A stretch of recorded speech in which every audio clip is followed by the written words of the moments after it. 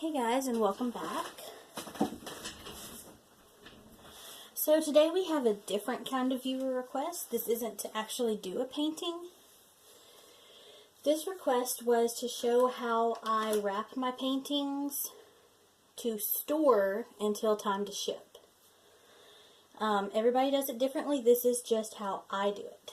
So what you'll need to do it the way I do it is either parchment paper or wax paper. Dollar Tree has the 25 square foot rolls of parchment paper for $1, or they have the 65 foot rolls of wax paper.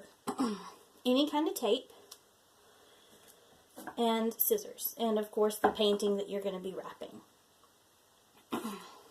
So I'm using this piece right now as an example, but I'm actually not ready to wrap this because I think I want to embellish this.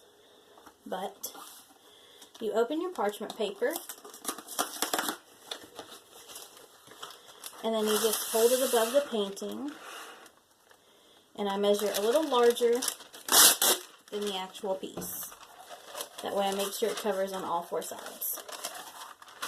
Then I put the painting on top of the parchment paper to where I leave room on all 4 sides completely. I take my tape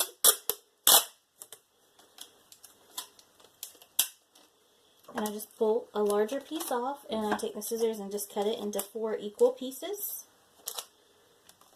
Normally I'll put them on my finger or on the edge of my table. I'm actually going to tape them to my tripod right now. Okay, and then I start at one corner and pull it up. I fold it in.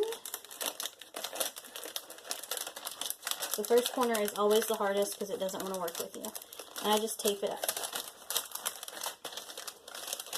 And see, it doesn't want to work with me because there's so much tension. I'm going to come to this other corner. And sometimes the tape won't stick really well, so you have to do it a couple times. Because it is parchment paper and wax paper. So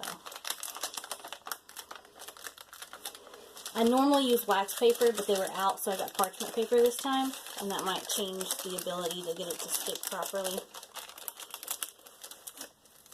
I do the next corner. You can also just use like a little dot of the E6000 glue and dot it on if the tape doesn't stick, because this is parchment paper. And then I pull this corner tight and do it. Because I don't want a lot of give. I want it to hold tight to the piece.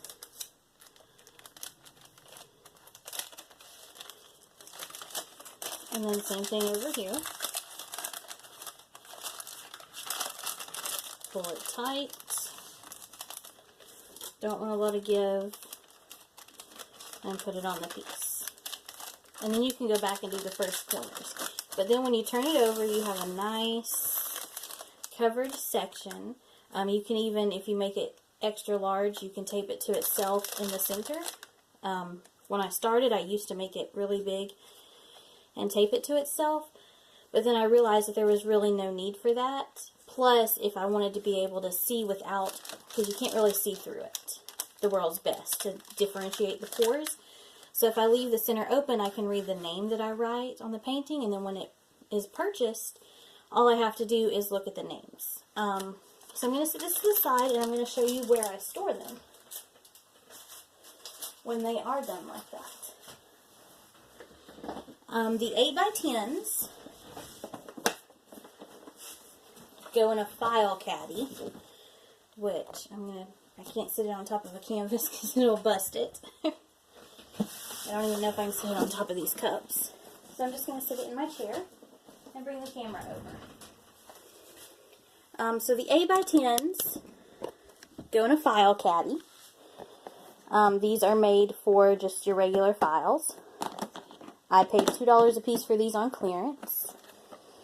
And they slide in perfectly.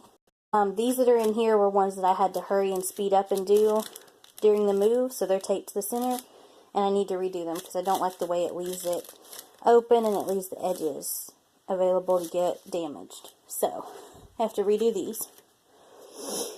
But then I just slide them in here, and what I do is I put the actual pictures facing each other and the backs away from each other so that it gives you two solids. So this one, the backs will be facing together and the two pictures will be facing together. And then I label them. The ones I've already put on Etsy are in this one and another one, and the ones that aren't listed are in a different one.